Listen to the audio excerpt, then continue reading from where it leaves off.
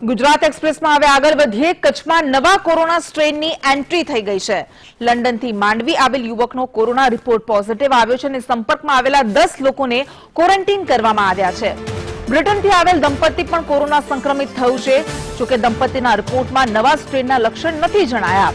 લંડનથી આવેલા માંડવીના યુવકમાં કોરોનાનો નવો સ્ટ્રેન જોવા મળ્યો છે, જે ખૂબ જ ચિંતાજનક બાબત છે, કારણ કે આ સ્ટ્રેન એવો છે કે જે ખૂબ જ ઝડપથી ફેલાય છે। યુવકના સંપર્કમાં આવેલા 10 લોકોને ક્વોરન્ટાઇન કરવામાં આવ્યા છે।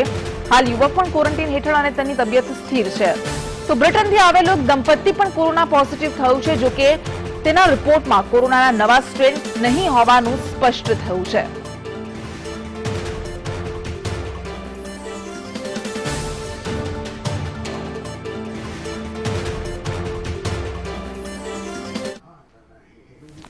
सोल जान्युआरीથી દેશભરમાં રસીકરણની શરૂઆત થવા જઈ રહી છે, ત્યારે મહેસાણા જિલ્લામાં રસીનો જથ્થો આવી પહોંચ્યો છે। કોરોના રસીના 18,520 ડોઝ મહેસાણા ખાતે આવી પહોંચ્યા। મહેસાણા જિલ્લાના 10 તાલુકામાં રસી આપવામાં આવશે, જેમાં એક સેન્ટર પર રોજ 100 લોકોને રસી અપાશે। આમ 10 સેન્ટર પર રોજ 1000 લોકોને વેક્સિન આપવાનું આયોજન તંત્ર દ્વારા કરવામાં આવ્યું છે।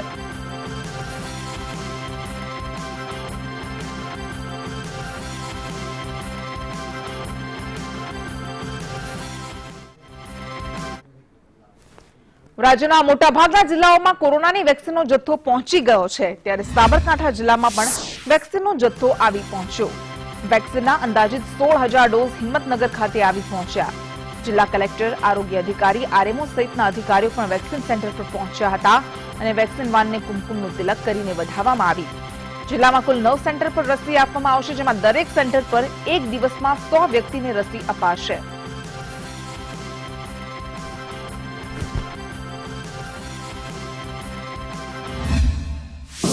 તારીખ 16મી જાન્યુઆરીથી આપણે કોરોના વેક્સિનેશન અભિયાન શરૂ કરી રહ્યા છીએ। તે અંતર્ગત આજરોજ કુલ 16,790 ડોઝનો જથ્થો આજે હિંમતનગર ખાતે આવી ચૂક્યો છે। જિલ્લામાં કુલ 9 જગ્યાએ વેક્સિનેશન સેન્ટર નક્કી કર્યા છે તારીખ 16 જાન્યુઆરીથી શરૂ કરવા માટે, અને દરેક તાલુકામાં એક સેન્ટર અને હિંમતનગરમાં કુલ 2 સેન્ટર, એમ કરીને 9 સેન્ટર છે। જે જગ્યાએ વેક્સિન વાનથી દરેક જગ્યાએ સાથે યોગ્ય ટેમ્પરેચરમાં મેન્ટેન થાય એ પ્રમાણે દરેક સેન્ટર ઉપર વેક્સિનેશનનો જથ્થો પહોંચાડવામાં આવશે। ખેડા જિલ્લા આરોગ્ય વિભાગે કોરોના રસીકરણની કામગીરીને આખરી ઓપ આપી દીધો છે। 13,500 વેક્સિનના જથ્થાનું જિલ્લામાં આગમન થયું છે। કુલ 8 જગ્યાઓ પર વેક્સિનના પ્રથમ તબક્કાનો પ્રારંભ કરવામાં આવશે, જેમાં નડિયાદમાં ND Desai covid hospital, Nadiad civil hospital, Kheda general hospital, સામૂહિક આરોગ્ય કેન્દ્ર કપડવંજ, આ ઉપરાંત અન્ય કેટલાક સેન્ટર્સ જે ફાળવવામાં આવશે। સામૂહિક આરોગ્ય કેન્દ્ર ડાકોર, સામૂહિક આરોગ્ય કેન્દ્ર વસો, સામૂહિક આરોગ્ય કેન્દ્ર મહેમદાબાદ અને પ્રાથમિક આરોગ્ય કેન્દ્ર લીંબાસીનો સમાવેશ કરવામાં આવ્યો છે। મેડિકલ સાથે જોડાયેલ ડોક્ટર્સ, નર્સ સહિતના વેક્સિનેશનની કામગીરીમાં જોડાશે।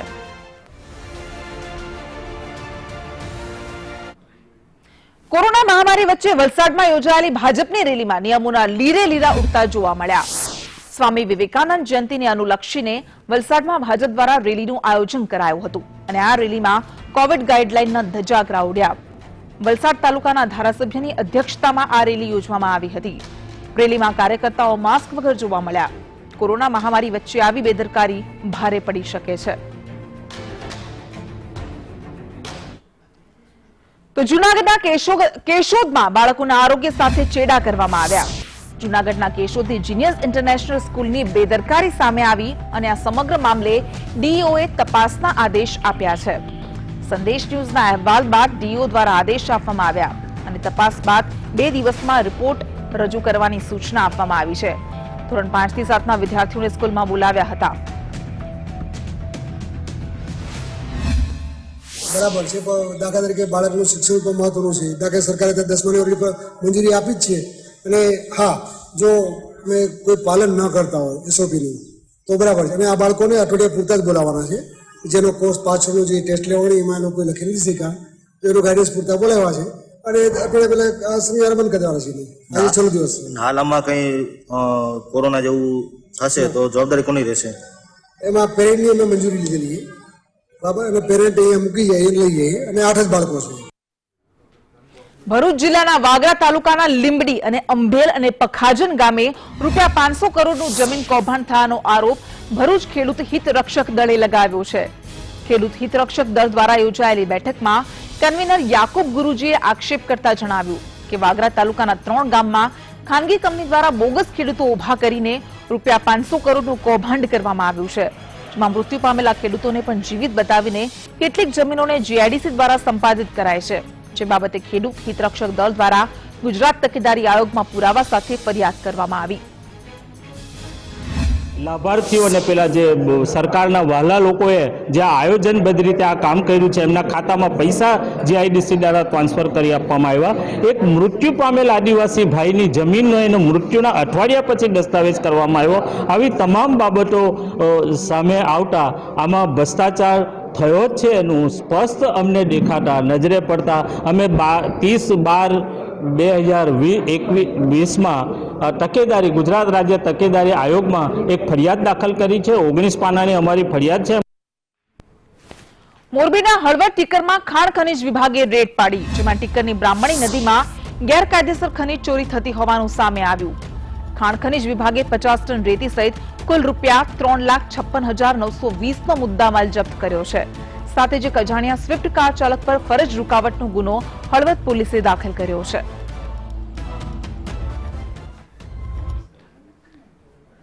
માણસામાં ખનીજ માફિયા બેફામ બની ગયા છે.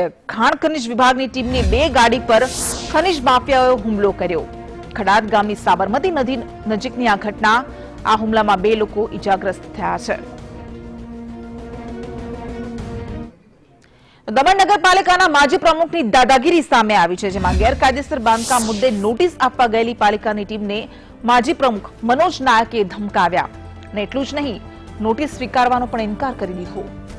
મહત્વનું છે કે મનોજ નાયકે ગેરકાયદેસર બાંધકામ મંજૂરી વગર કરતા હતા અને એટલું જ નહીં, મોટા ગજાના બિલ્ડર્સમાં તેમનું નામ આવે છે.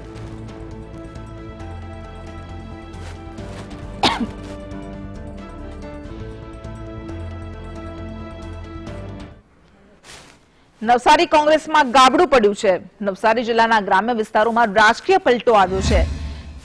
જિલ્લાના ખેરગામ તાલુકામાં પૂર્વ તાલુકા પંચાયત પ્રમુખ સહિત 40 જેટલા કોંગી કાર્યકર્તાઓ ભાજપમાં જોડાયા છે. ગણદેવી ચીખલીના ધારાસભ્ય અને ભાજપા જિલ્લાના પ્રમુખને જોડાયેલા કાર્યકર્તાઓને ખેસ પહેરાવીને તેમણે ભાજપમાં આવકાર્યા છે.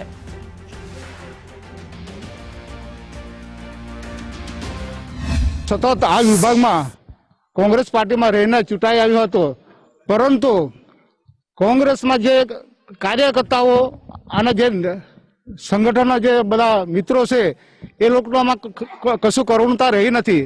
એકબીજા પર ખાલી દ્વેષ રાખી અને જે પ્રવૃત્તિ લોકોને જે વાચા આપી છે અને લોકોને જે કામ કરવા છે એ કામ કરતા નથી. એ કારણે મેં ખરેખર ભારતીય જનતા પાર્ટીમાં પ્રવેશ કર્યો છું. વર્ષોથી એમણે સંગઠનમાં અનેક પ્રકારની જવાબદારી કોંગ્રેસમાં સંભાળી છે. એવા અરવિંદભાઈ આજે ભારતીય જનતા પાર્ટીની અંદર તેમના કાર્યકર્તાઓ સાથે વિધિવત રીતે પાર્ટીમાં પ્રવેશ લીધો છે. મને એવું લાગે છે કે આવનારા દિવસોમાં હવે જે ખેરગામ તાલુકા પંચાયત જે ભારતીય જનતા પાર્ટી પાસે નહીં હતી, મને લાગે બંને જિલ્લા પંચાયત અને 16 સીટ ભારતીય જનતા પાર્ટીની આવનારા દિવસોમાં ખેરગામ તાલુકાની હશે. તો બીજી બાજુ ચૂંટણી પહેલા જૂનાગઢ કોંગ્રેસમાં ભંગાણ સર્જાયું છે. પૂર્વ જિલ્લા યુવક કોંગ્રેસ પ્રમુખ ભાજપમાં સામેલ થયા જોલિત બુસ્સાએ કેસરિયો ધારણ કર્યો છે. કોંગ્રેસે પક્ષમાંથી તેમને સસ્પેન્ડ કર્યા છે.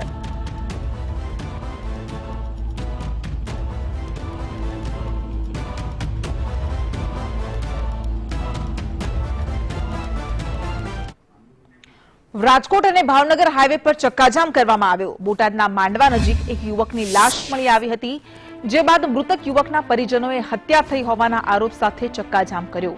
ચક્કાજામમાં યુવકના પરિજનો સાથે સ્થાનિકો પણ જોડાયા અને મૃતદેહ હાઈવે પર રાખીને વિરોધ નોંધાવ્યો હતો. ચક્કાજામ કરનારાઓએ આરોપ લગાવ્યો કે જ્યાં સુધી મૃતકને ન્યાય નહીં મળે ત્યાં સુધી મૃતદેહને હાઈવે પરથી નહીં હટાવવામાં આવે.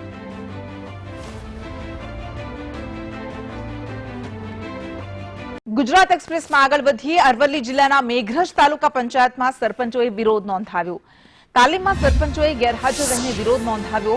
15માં નાણાં પંચની grant, tribal, activity, MP fund, MLA fund જેવી અનેક ગ્રાન્ટ્સમાં ડિજિટલ સિગ્નેચર કરવામાં આવી નથી, જેને લઈને સરપંચોએ તાલુકા વિકાસ અધિકારીને આવેદન આપીને રજૂઆત કરી.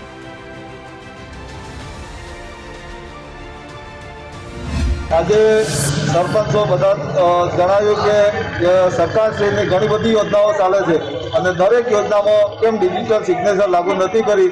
ઓનલી ફોર ખાલી એક ગ્રામ પંચાયતની જે યોજના છે અને 15મું નાણાં પંચ છે એમાં એક જ યોજનામાં અમને ડિજિટલ સિગ્નેચર લાગુ કરતા તમામ સરપંચોએ તેમનો વિરોધ દર્શાવ્યો છે. સરપંચશ્રીઓ દ્વારા સતત તાલીમમાં હાજરી ન આપવા અંગેનો નિર્ણય લઈ અને સરકારશ્રી દ્વારા જે યોજના ડિજિટલ સિગ્નેચર લોન્ચ કરેલ છે તે અંગે નાખુશી જાહેર કરેલ છે અને આ બાબતનું તેઓશ્રી દ્વારા અત્રેની કચેરીને આવેદનપત્ર મળેલ છે. આ આવેદનપત્ર હું વડી કચેરીએ પહોંચાડવા માટે પૂરતા પ્રયાસ કરીશ.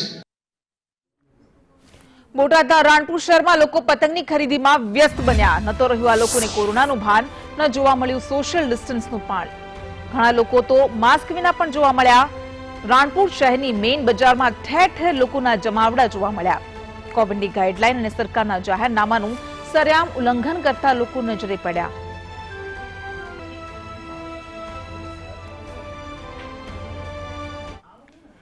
તો મોરબીમાં પતંગ રસિયાઓએ છેલ્લી ઘડીએ પતંગની ખરીદી શરૂ કરી દીધી છે. શરૂઆતમાં મંદીના માહોલ વચ્ચે વેપારીઓ પરેશાન થઈ ગયા હતા, પરંતુ ધીમે ધીમે ખરીદી વધતા હાશકારો અનુભવ્યો છે. જોકે આ વર્ષે કોરોનાને કારણે ગત વર્ષની સરખામણીમાં પતંગની ખરીદી ઓછી જોવા મળી છે અને એટલું જ નહીં, ફિરકી અને પતંગના ભાવમાં પણ વધારો જોવા મળ્યો છે.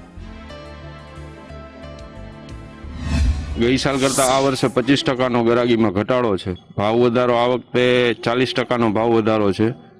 રીલમાં ફિરકી, પતંગ દોરા, રમકડા, પીપુડા, નાની 100 પીસની પતંગ, એવી બધી આઈટમ અમે રાખી છે. એ લાઉડ સ્પીકરની જે વાત છે તે એ જરાક મગજમાં નથી બેસતી, કારણ કે આજે ફેમિલી સાથે આપણે આપણા ઘરમાં રહેતા હોઈએ છીએ અને ફેમિલી સાથે રહેતા હોય તો એ લોકો 5 જણા આજે પતંગ ઉડાડવા ઉપર ચડે અને ટેપ વગાડે મનોરંજન કરે, એમાં સરકારને કોઈ આપત્તિ ન હોવી જોઈએ, પણ છતાં પણ જે સરકારની ગાઈડલાઈન છે તે મુજબ અમે એને અનુસરીએ છીએ. ઉત્તરાયણને લઈને થોડુંક ઠંડો માહોલ છે ખરીદીમાં ને એમાં, પણ લોકોમાં એક ઉત્સાહની સાથે નવી કલરની ટોપીઓ છે, નવા જે દોરાઓ છે અલગ કલરના, અને વધુમાં વધુ યુવાનો છે એ પોતે જાતે જ અહીંયા રીલ જે આવતા હોય કાચો માંજો એને કલર અલગ રીતે પાવાનું વધારે લોકો માને છે. તો આજે અત્યારે આ વર્ષે જે ગરાગી છે એ વધુ લોકો રીલ પાઈએ છે અહીંયા કલરવાળા અલગ. અમે ધાબા ઉપર નક્કી જ કર્યું છે આ વખતે પરિવારના સભ્યો જે આનંદથી એન્જોય કર્યું છે. સરકારની ગાઈડલાઈન પ્રમાણે મકર સંક્રાંતિ તહેવાર ઉજવવો છે. પતંગો, દોરા, પછી માસ્કને ઉપયોગ કરે બાળક, એને ટેવ પડે એટલે ઇલેક્ટ્રિક માસ્ક નું મોડેલ આવ્યું છે તે પણ લીધું છે, જેથી કરી બાળકને ખ્યાલ આવે કે આ માસ્ક કાયમ પહેરવો જોઈએ. પાટણમાં સંદેશ ન્યૂઝના અહેવાલની અસર જોવા મળી. સાંતલપુરની પસુમ કેનાલનું સમારકામ હાથ ધરાયું હતું. કેનાલમાં 40 ફૂટનું ગાબડું પડી ગયું. ગાબડું પડતા હજારો લીટર પાણીના બગાડનો અહેવાલ સંદેશ ન્યૂઝે પ્રસારિત કર્યો હતો અને જે બાદ નર્મદા વિભાગ દ્વારા તંત્ર હરકતમાં આવ્યું અને કેનાલમાં ગાબડાને પૂરવાની કામગીરી હાથ ધરાઈ હતી.